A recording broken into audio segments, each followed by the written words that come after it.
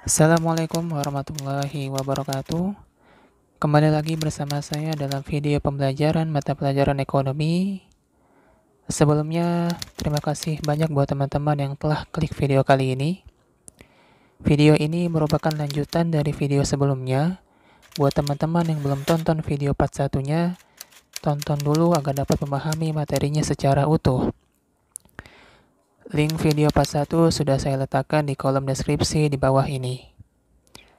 Sebelum kita mulai, jangan lupa dukung terus karya-karya channel ini dengan cara subscribe, like, comment, and share video ini. Langsung saja berikut adalah videonya.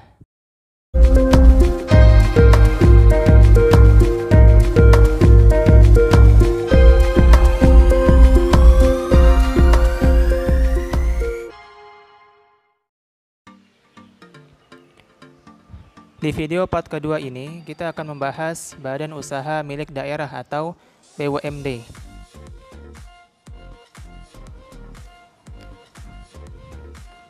Badan Usaha Milik Daerah atau BUMD merupakan perusahaan yang diatur dengan suatu peraturan daerah atau perda yang aktivitasnya memenuhi kebutuhan masyarakat, di mana modal seluruhnya atau sebagian merupakan kekayaan daerah yang dipisahkan kecuali ada ketentuan lain.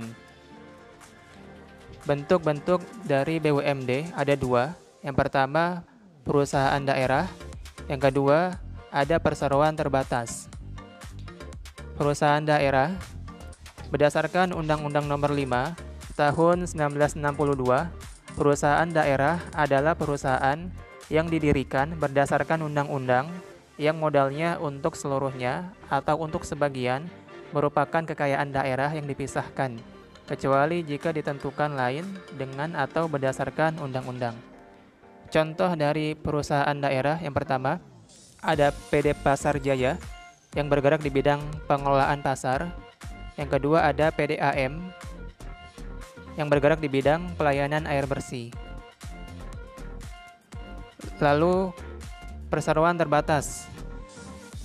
Berdasarkan Undang-Undang Nomor 40 Tahun 2007 Pasal 1 Ayat 1, perseroan terbatas yang selanjutnya disebut perseroan adalah badan hukum yang merupakan persekutuan modal, didirikan berdasarkan perjanjian, melakukan kegiatan usaha dengan modal dasar yang seluruhnya terbagi dalam saham, dan memenuhi persyaratan yang ditetapkan dalam undang-undang serta peraturan pelaksanaannya. Contoh dari perseroan terbatas yaitu ada PT Bank DKI,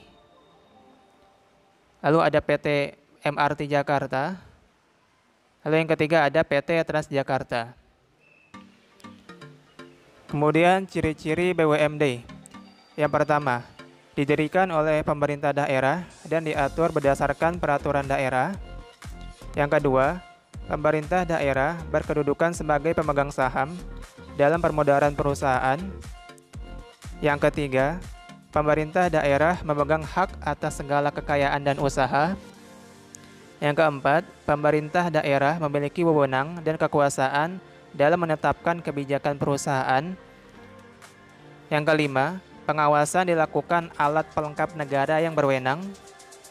Yang keenam, melayani kepentingan umum selain mencari keuntungan. Yang ketujuh, dipimpin oleh direksi yang diangkat dan diberhentikan oleh kepala daerah atas pertimbangan DPRD. Kemudian peran dari BUMD. Yang pertama, meningkatkan pertumbuhan perekonomian daerah khususnya dan perekonomian nasional pada umumnya. Yang kedua, sebagai sumber pendapatan daerah. Yang ketiga, membuka lapangan kerja sehingga menyerap tenaga kerja dan dapat mengurangi pengangguran yang ada di daerah. Yang keempat, memenuhi kebutuhan masyarakat. Yang kelima, memeratakan pembangunan dan hasil-hasilnya secara adil dan merata di daerah. Dan yang keenam, melaksanakan kebijakan pemerintah daerah dalam bidang ekonomi dan pembangunan. Kita masuk ke kelebihan dan kekurangan dari BUMD. Untuk kelebihannya, yang pertama, seluruh keuntungan BUMD menjadi keuntungan daerah. Yang kedua, menyediakan jasa-jasa bagi masyarakat daerah. Yang ketiga, merupakan sarana untuk melaksanakan pembangunan daerah. Yang keempat, kegiatan ekonomi yang dilakukan untuk melayani kepentingan umum. Yang kelima, modal berasal dari kekayaan daerah yang dipisahkan. Yang keenam, status pegawai diatur oleh peraturan pemerintah daerah. Lalu kekurangan dari BUMD. Yang pertama, pengelolaan BUMD sangat ditentukan oleh kemampuan keuangan daerah. Yang kedua, sejumlah besar aturan atau birokrasi dapat menghambat pengembangan BUMD. Yang ketiga, pengelolaan BUMD secara ekonomis sulit untuk dipertanggungjawabkan. Yang keempat, banyaknya fasilitas yang diperoleh dari negara menjadi pegawai kurang disiplin. Yang kelima, pengelolaan BUMD kurang efisien sehingga sering mengalami kerugian.